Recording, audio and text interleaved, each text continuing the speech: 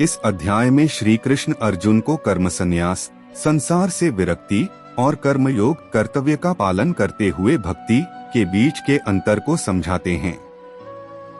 वह बताते हैं कि दोनों मार्ग मोक्ष की ओर ले जाते हैं, लेकिन कर्मयोग अधिक श्रेष्ठ और व्यावहारिक है। एक कर्म संन्यास और कर्मयोग दोनों मोक्ष के साधन हैं, परंतु कर्मयोग श्रेष्ठ है क्योंकि उसमें व्यक्ति बिना फल की आशा किए अपने कर्तव्यों का पालन करता है। दो सच्चा सन्यासी वही है जो न तो घृणा करता है और न ही आसक्ति रखता है। वह जो समत्व भाव में स्थित होता है वह सच्चा योगी है। 3 कर्मयोगी निःस्वार्थ भाव से कार्य करता है और सभी कर्मों को भगवान को अर्पित कर देता है। ऐसा व्यक्ति पाप से मुक्त हो जाता है। 4 ज्ञानी व्यक्ति को आत्मा के ज्ञान के कारण किसी के भी साथ भेदभाव नहीं होता। उसे ब्राह्मण, गरीब, कुत्ते या चांडाल में एक ही आत्मा दिखाई देती है, समदृष्टि। 5 ऐसा योगी जिसकी इंद्रियां संयमित हैं, जो अपने मन को नियंत्रित करता है और जो सब में परमात्मा को देखता है, वह सच्चे सुख को प्राप्त करता है। 6 बाह्य भोग की अपेक्षा आत्मिक शांति अधिक श्रेष्ठ है। आत्मा का सुख अंतर्मुखी होता है। 7 जो व्यक्ति मन, बुद्धि और आत्मा को भगवान में लगाकर कर्म करता है, वह शीघ्र ही परम शांति को प्राप्त करता है। 8 सिद्धि और असिद्धि में सम रहने वाला व्यक्ति ही मुक्त कहलाता है। 9 भगवान उस व्यक्ति से प्रेम करते हैं जो ईर्ष्या, मोह, क्रोध से मुक्त हो गया है और जो केवल आत्मा के कल्याण के लिए कर्म करता है। 10 जो व्यक्ति अपने मन को भगवान में स्थिर कर देता है, वह ब्रह्म निर्वाण मोक्ष को प्राप्त करता है, यानी जन्म मरण के चक्र से मुक्त हो जाता है। अर्जुन ने कहा, हे कृष्ण, आप कर्मों के संन्यास और फिर कर्मयोग की प्रशंसा करते हैं, इसलिए इन दोनों में से जो एक मेरे लिए भली भांति निश्चित कल्याणकारक साधन हो वह मुझे बताइए। श्री भगवान ने कहा, कर्म संन्यास और कर्मयोग ये दोनों ही परम कल्याण के करने वाले हैं, परंतु उन दोनों में भी कर्मयोग साधन में सुगम होने से श्रेष्ठ है। हे अर्जुन, जो पुरुष न किसी से द्वेष करता है और न किसी की आकांक्षा करता है, वह कर्मयोगी सदा सन्यासी ही समझने योग्य है, क्योंकि रागद्वेषादि बंधनों से रहित पुरुष सुखपूर्वक संसार बंधन से मुक्त हो जाता है।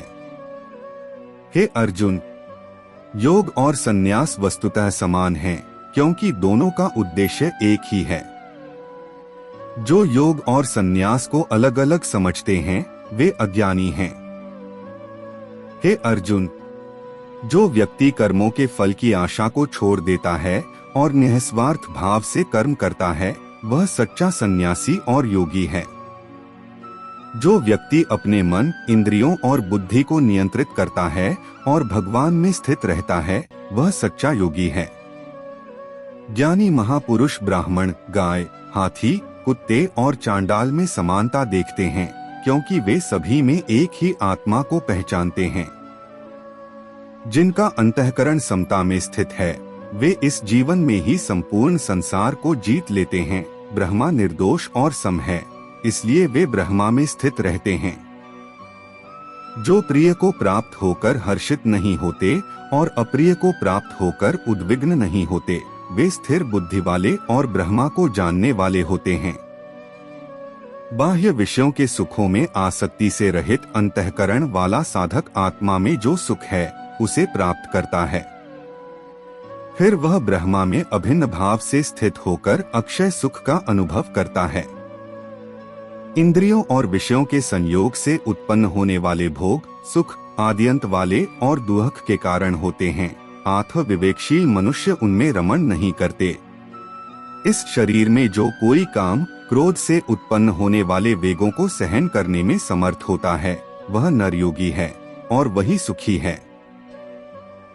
जो मनुष्य केवल परमात्मा में सुखी है और केवल परमात्मा में रमण करता है, वह ब्रह्मा में अपनी स्थिति का अनुभव करने वाला सांख्य योगी निर्वाण ब्रह्मा को प्राप्त होता है। जिनका शरीर, मन, बुद्धि और इंद्रियां अपने वश में हैं, जो संपूर्ण प्राणियों के हित में रत हैं, जिनके संपूर्ण संशय मिट गए हैं, वे विवेकी साधक निर्वाण ब्रह्मा को प्राप्त होते हैं। काम क्रोध से सर्वथा रहित, जीते हुए मन वाले और स्वरूप का साक्षात्कार किए हुए सांख्य योगियों के लिए दोनों ओर से, शरीर के रहते हुए अथवा शरीर छूटने के बाद, निर्वाण ब्रह्मा परिपूर्ण है। बाह्य पदार्थों को बाहर ही छोड़कर और नेत्रों की दृष्टि को भौहों के बीच में स्थित करके तथा नासिका में विचरने वाले प्राण और अपान वायु को सम करके, जिसकी इंद्रियां, मन और बुद्धि अपने वश में हैं, जो मोक्ष प्रायण है तथा जो इच्छा, भय और क्रोध से सर्वथा रहित है, वह मुनि सदा मुक्त ही है। बाह्य विषयों से दूर इंद्रियों और मन को नियंत्रित करके आत्मा में स्थित होकर जो व्यक्ति परमात्मा का ध्यान करता है, वह ब्रह्मा में स्थित होता है। जो व्यक्ति परमात्मा में स्थित होकर कर्म करता है, वह न तो कर्मों के बंधन में बंधता है, न ही कर्मों के फल की आसक्ति रखता है। जो व्यक्ति मुझे सब यज्ञों और तपों का भोक्ता, संपूर्ण लोकों का महान ईश्वर तथा संपूर्ण प्राणियों का सुहृद, स्वार्थरहित, दयालु और प्रेमी जानकर शांति को प्राप्त हो जाता है। जो व्यक्ति इस शरीर के नाश से पूर्व ही काम और क्रोध से उत्पन्न होने वाले वेगों को सहन करने में सक्षम होता है, वही योगी है और वही सुखी है। जो व्यक्ति अपने अंतरात्मा में ही सुखी है, आत्मा में ही रमण करता है और आत्मा में ही प्रकाश ज्ञान वाला है, वह ब्रह्मा होकर शांत परब्रह्म को प्राप्त हो जाता है। निष्कलंक ऋषि, जिनके सभी संशय ज्ञान द्वारा नष्ट हो गए हैं, जो सभी प्राणियों के हित में रत हैं और जो आत्मा में स्थित हैं, वे शांत ब्रह्मा को प्राप्त होते हैं। जो व्यक्ति काम और क्रोध से मुक्त है, जिनका चित्त संयमित है और जिन्होंने आत्म साक्षात्कार कर लिया है, उनके लिए हर ओर ब्रह्मा ही परिपूर्ण है। जो व्यक्ति अपने इंद्रियों और मन को नियंत्रित करके आत्मा में स्थित होकर परमात्मा का ध्यान करता है, वह ब्रह्मा में स्थित होता है। जो व्यक्ति अपने कर्मों के फल को परमात्मा को अर्पित करके आसक्ति से मुक्त होकर कर्म करता है, वह पाप से मुक्त रहता है, जैसे कमलपत्र जल से अप्रभावित रहता है। जो व्यक्ति मुझे सभी यज्ञों और तपों का भोक्ता, संपूर्ण लोकों का महान ईश्वर और संपूर्ण प्राणियों का सुहृद जानकर शांति को प्राप्त होता है। प्रमुख विषय त्याग और संन्यास का अंतर अध्याय की शुरुआत अर्जुन के प्रश्न से होती है, जिसमें वह संन्यास और त्याग के बीच अंतर जानना चाहते हैं। श्री कृष्ण बताते हैं कि संन्यास सभी कर्मों से पूर्ण विरक्ति और मन को आत्मा में स्थापित करना, त्याग कर्मों के फल की इच्छा का परित्याग करना, अर्थात कर्तव्य करते हुए भी उनके परिणाम से आसक्ति न रखना। श्री कृष्ण कहते हैं कि कर्मों को पूरी तरह छोड़ना संभव नहीं है, क्योंकि जीवन के लिए कुछ न कुछ कर्म करना आवश्यक है। इसलिए फल की इच्छा छोड़कर कर्म करना ही सच्चा त्याग है। कर्मों का वर्गीकरण और उनके प्रभाव। श्री कृष्ण कर्मों को 3 श्रेणियों में बांटते हैं। सात्विक कर्म निस्वार्थ भाव से बिना आसक्ति के किया गया कार्य, राजसिक कर्म स्वार्थ और अहंकार से प्रेरित कार्य, तामसिक कर्म अज्ञान, लापरवाही या हिंसा से प्रेरित कार्य। वे कहते हैं कि सात्विक त्याग ही श्रेष्ठ है, जिसमें व्यक्ति कर्तव्य करता है लेकिन फल की चिंता नहीं करता। पंच तत्व जो कर्म को प्रभावित करते हैं। श्री कृष्ण बताते हैं कि प्रत्येक कर्म 5 कारकों से संचालित होता है। अधिष्ठान शरीर या आधार, कर्ता कर्ता, करण इंद्रिया, चेष्टा प्रयास, दैव ईश्वरीय शक्ति या भाग्य। इनके बिना कोई भी कार्य संभव नहीं है। इसलिए व्यक्ति को यह समझना चाहिए कि वह अकेला कर्ता नहीं है। यह अहंकार को कम करने में मदद करता है। ज्ञान, कर्ता और बुद्धि के प्रकार। श्री कृष्ण 3 गुणों सत्व, रजस, तमस के आधार पर ज्ञान, कर्ता और बुद्धि का वर्गीकरण करते हैं। सात्विक ज्ञान एकत्व और सत्य को देखना, राजसिक ज्ञान भेदभाव और आसक्ति से युक्त, तामसिक ज्ञान अज्ञान और भ्रम में डूबा हुआ। इसी तरह कर्ता और बुद्धि भी इन गुणों से प्रभावित होते हैं। सात्विकता ही मोक्ष की ओर ले जाती है।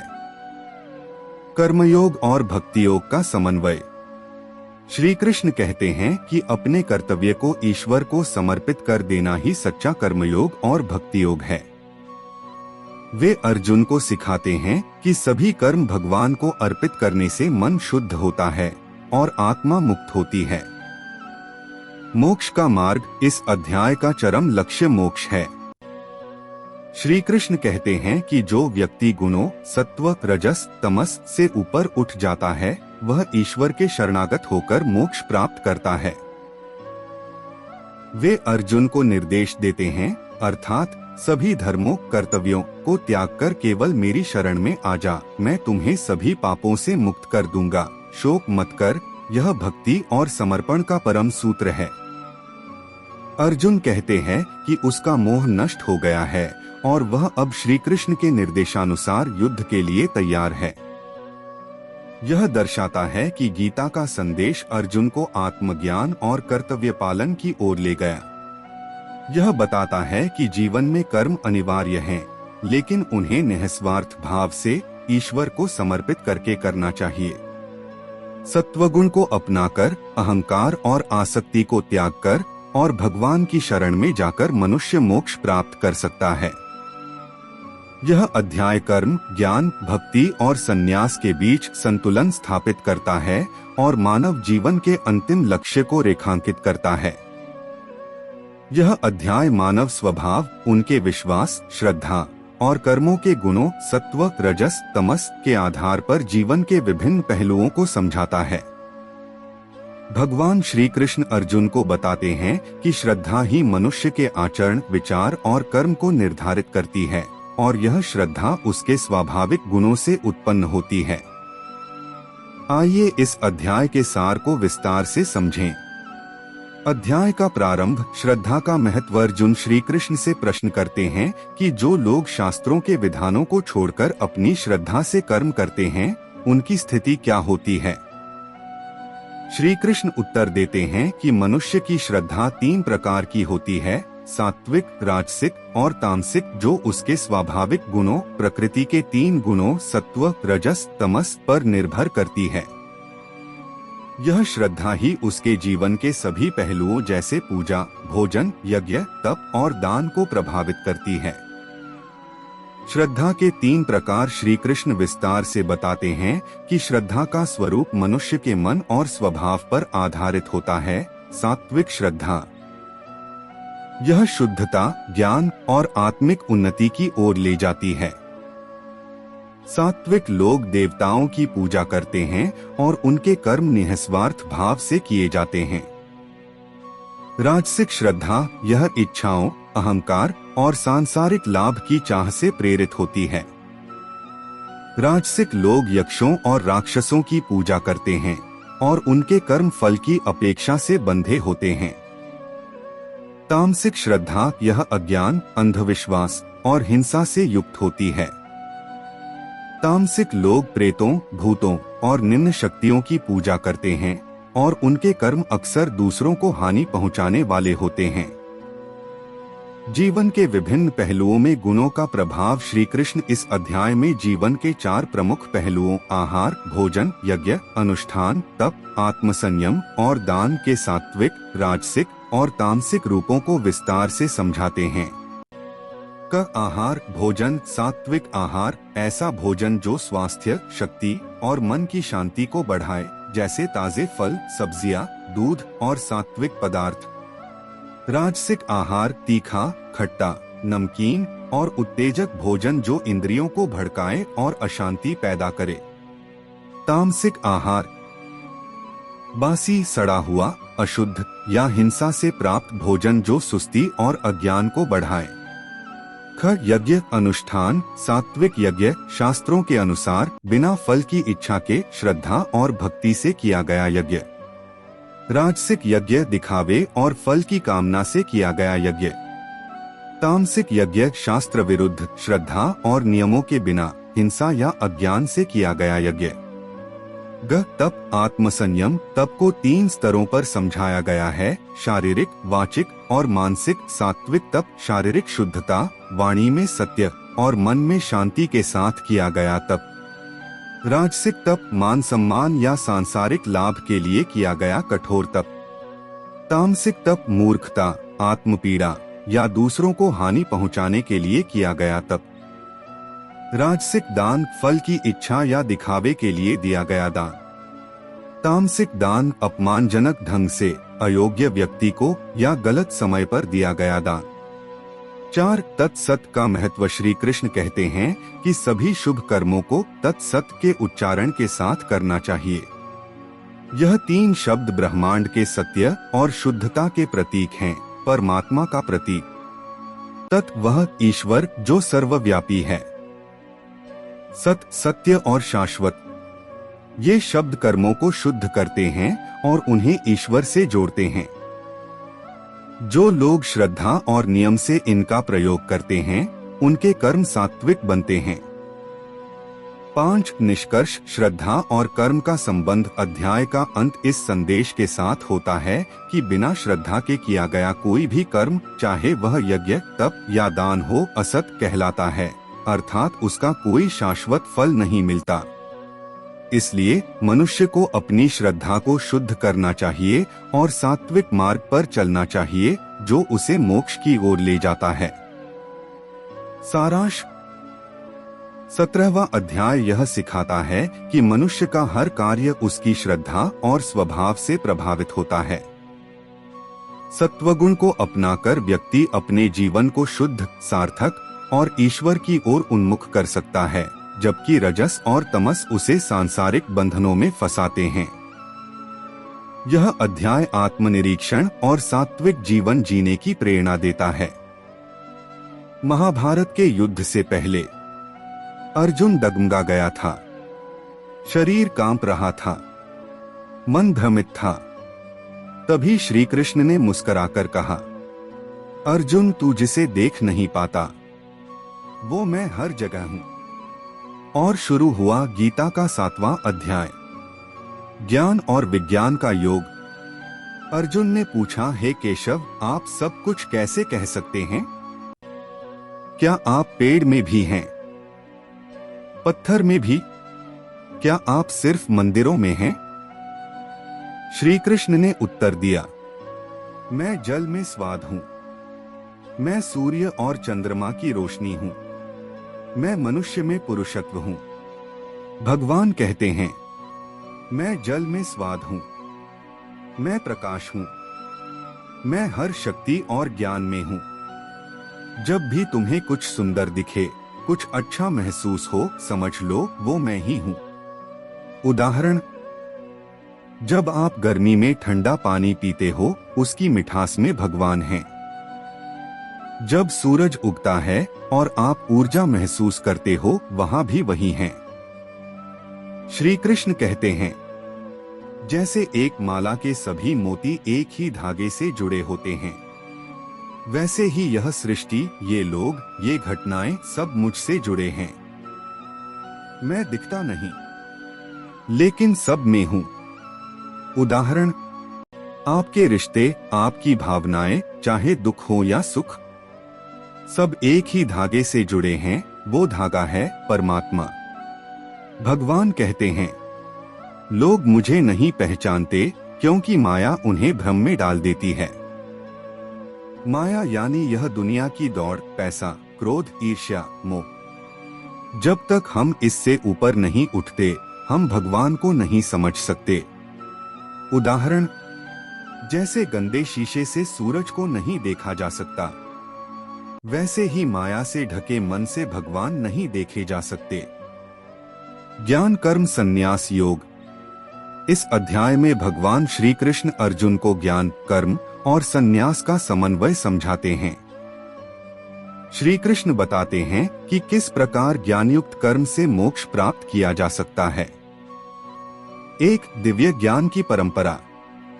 श्री कृष्ण कहते हैं कि उन्होंने यह ज्ञान पहले सूर्य देव विवस्वान को दिया, जिन्होंने मनु को दिया और फिर इक्ष्वाकु को।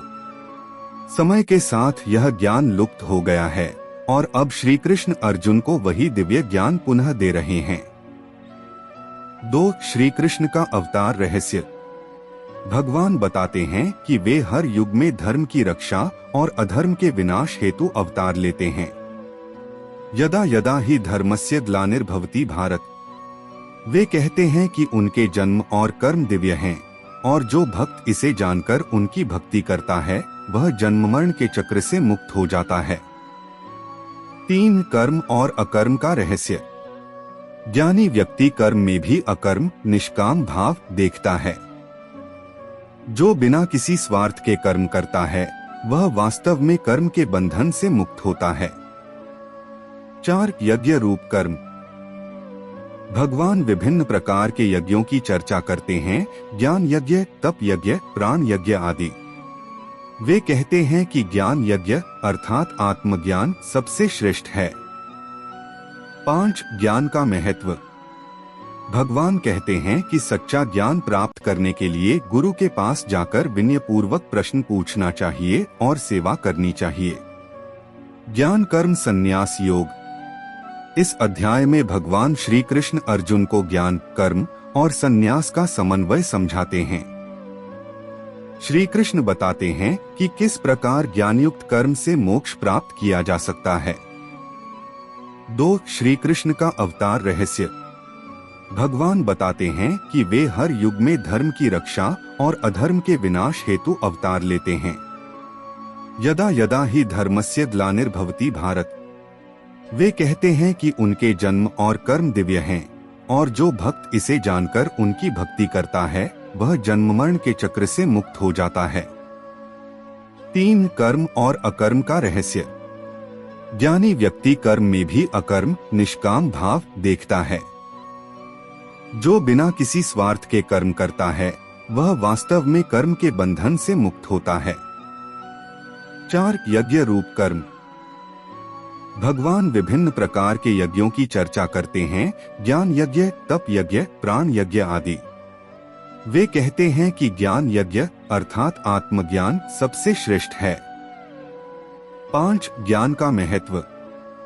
भगवान कहते हैं कि सच्चा ज्ञान प्राप्त करने के लिए गुरु के पास जाकर विनयपूर्वक प्रश्न पूछना चाहिए और सेवा करनी चाहिए। 6. ज्ञान से अज्ञान का नाश। जैसा अग्नि ईंधन को जला देती है वैसे ही आत्मज्ञान सभी पापों को भस्म कर देता है। 7. श्री कृष्ण से ज्ञान प्राप्ति।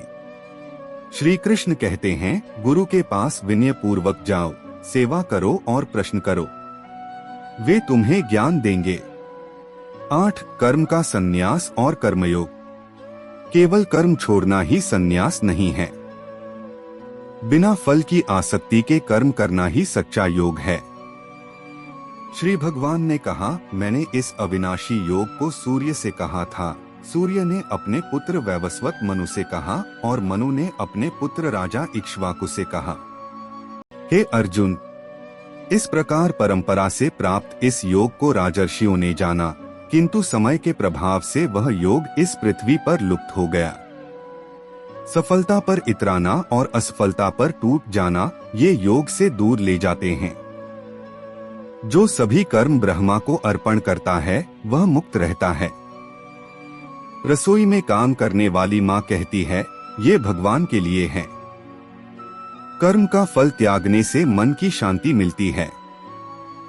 खिलाड़ी हारने के बाद भी मुस्कुराता है। जिसकी बुद्धि आत्मा में स्थिर है वही मुक्त है। उदाहरण, साधु जो बाहरी परिस्थितियों से प्रभावित नहीं होता। ब्रह्मा ज्ञानी सब कर्मों को ईश्वर को समर्पित करता है। उदाहरण, किसान खेत जोतते समय जप करता है, ईश्वर के लिए कर रहा हूँ। परमात्मा न किसी का पाप लेता है न पुण्य, ये बुद्धि की विकृति है। सूरज सबको रोशनी देता है, पर उपयोग कैसा हो यह हमारे ऊपर है। अज्ञान से ढकी बुद्धि ही मोह और पाप की जड़ है। उदाहरण, क्रोध, लोभ, ईर्ष्या सब अज्ञान से पैदा होते हैं। जो आत्मा में स्थित रहते हैं वे ही ब्रह्मा को प्राप्त करते हैं। ध्यान में लीन योगी को दुनिया की हलचल नहीं डगमगाती। मोक्ष के लिए संयम, समदृष्टि और भक्ति आवश्यक हैं। तुलसीदास जी ने भक्ति से ही ब्रह्मा को प्राप्त किया। ब्रह्मज्ञानी को इस जीवन में ही मोक्ष प्राप्त हो सकता है। राजा जनक जो गृहस्थ होते हुए भी मुक्त थे। जो ब्रह्मा को जानता है उसे कुछ और जानने की आवश्यकता नहीं रहती। जैसे सूर्य के उदय होने पर दीपक की जरूरत नहीं होती। सच्चा योगी कार्य करता है पर स्वयं को कर्ता नहीं मानता।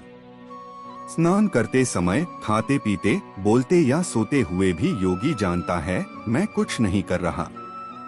एक नर्स दिन रात मरीजों की सेवा करती है पर सोचती है यह ईश्वर की सेवा है, मैं केवल माध्यम हूँ। वह सेवा करती है पर अहंकार नहीं पालती। कर्म का त्याग नहीं, फल की आसक्ति का त्याग जरूरी है। जैसे एक खिलाड़ी पूरे मन से खेलता है, जीत जाए तो भी शांत, हार जाए तो भी शांत।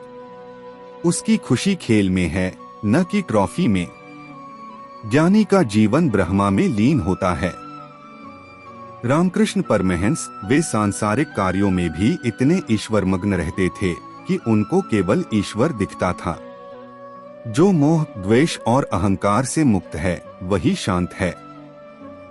महात्मा गांधी को जेल भेजा गया, फिर भी उन्होंने गुस्सा नहीं किया।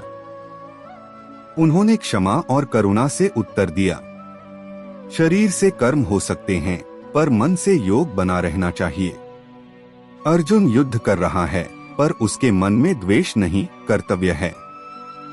आत्मज्ञान वाला व्यक्ति किसी से द्वेष नहीं करता। एक पेड़ सबको फल देता है, भक्त को भी, चोर को भी। ज्ञानी की दृष्टि भी ऐसी ही होती है, समदर्शी। सभी कर्मों का त्याग करके परम शांति प्राप्त होती है। एक साधक जो मैं की भावना छोड़कर सब कुछ ईश्वर को अर्पित कर देता है उसे शांति मिलती है। इंद्रिय संयम से आत्मा की अनुभूति होती है। जो योगी भोजन, नींद, क्रोध और वाणी पर संयम रखता है वह ध्यान में परमात्मा से जुड़ता है। आत्मा न जन्मती है न मरती है। जैसे बिजली का बल्ब बदलने से बिजली नहीं बदलती, वैसे ही शरीर बदलने से आत्मा नहीं बदलती। जो बुद्धिमान है वह कर्म करता है लेकिन उसमें लिप्त नहीं होता। श्री कृष्ण महाभारत के युद्ध में रथ हाँकते हैं पर उन्हें किसी कर्म का बंधन नहीं होता। जीवन का उद्देश्य और गीता का संदेश। भगवद गीता का संदेश हमें यह सिखाता है कि जीवन का वास्तविक उद्देश्य केवल भौतिक सुख नहीं बल्कि आत्मा का शुद्धिकरण, मानसिक शांति और भगवान के साथ संबंध बनाना है। हमें अपने कर्मों को धर्म, सत्य और निष्ठा के साथ करना चाहिए। भगवान श्री कृष्ण का यही संदेश है कि कर्म ही जीवन है और जो अपने कर्मों में सत्य, श्रद्धा और भक्ति को समर्पित करता है वही जीवन के सच्चे मार्ग पर चलता है।